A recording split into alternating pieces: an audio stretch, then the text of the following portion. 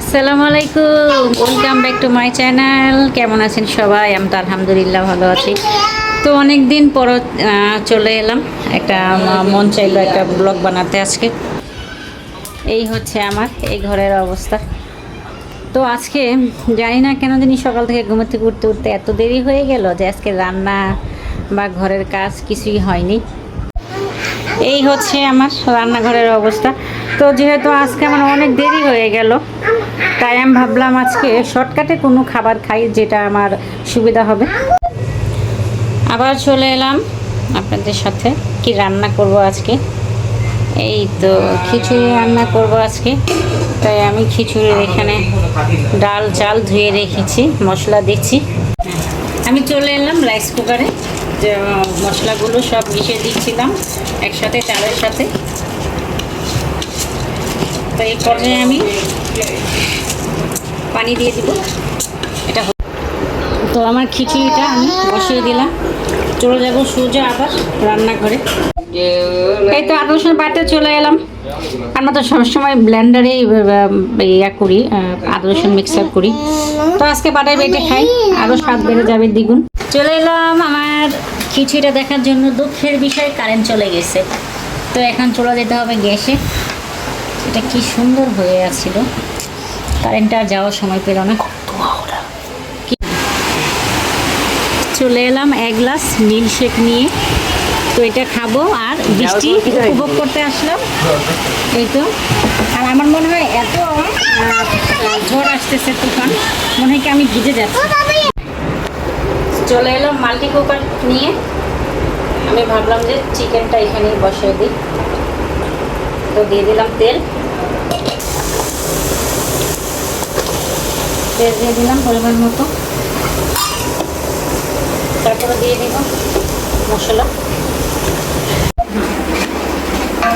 তো আমার পেঁয়াজগুলো কিন্তু ভাজা হয়ে গেছে। আমি লবণ দিয়েছিলাম, তাই খুব তাড়াতাড়ি সময় লাগে না। লবণ দিলে কিন্তু এর একটু উপকার হয়, ঝটপট ভাজা হয়ে যায়। দিয়ে দিব আদা রসুন। দিয়ে দিলাম আদা রসুনটা একটু ভেজে নিলাম। আদা রসুন দিয়ে দিব। এখানে আমার আছে হলুদ, মরিচ, ধনিয়া। মশলাটা দিয়ে দিলাম। দিয়ে দিব একটু পানি। মশলাটা কষানোর জন্য দিয়ে দিলাম একটু কষানো। আমার মশলাটা কিন্তু কষানো হয়ে গেছে। আর ধুয়ে রাখা চিকেন দিয়ে দিব। এখানে আলু আছে আর চিকেন। আচ্ছা, আমার মেয়ে কি করছে? এটা মশলা বাড়িতে নিয়ে চিকেন রান্না করতেছে। আজকে আমার রান্না দরকার কি না, তাই না? সবাই ওর রান্নাই খাবো। একটু মজা করলাম। তো এই দিক থেকে আমার চিকেনটা হয়ে যাচ্ছে। আর আমি কাঁঠালের বিচি আমি একা খাবো, তাই অল্প দিয়েছি, মানে দেখাই যাচ্ছে না।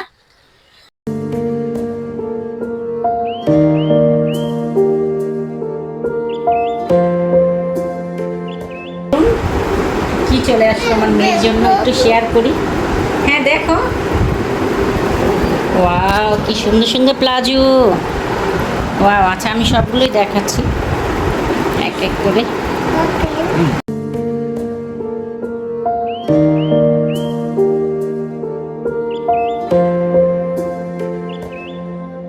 ফাইনালি আমার রান্না শেষ হয়ে গেল। এই হচ্ছে একদম গরম গরম ঝরঝরা খিচুড়ি। ওয়াও, শর্টকাটে শর্টকাটে খাবার, তাই না? আর এই হয়ে গেছে আমার চিকেন ধোয়া উঠানো হয়ে গেছে। তারপরে আমি একটু জিরা ফাঁকি দিয়েছিলাম।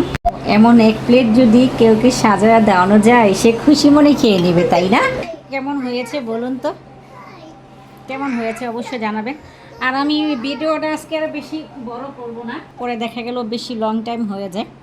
তো আমি ভিডিওটা এই পর্যায়ে শেষ করব। কেমন হয়েছে অবশ্যই জানাবেন। আর বেশি বেশি করে আমাকে সাপোর্ট করে যাবেন। Like, comment, share and subscribe. তো সবাই ভালো থাকবেন। আল্লাহ হাফেজ।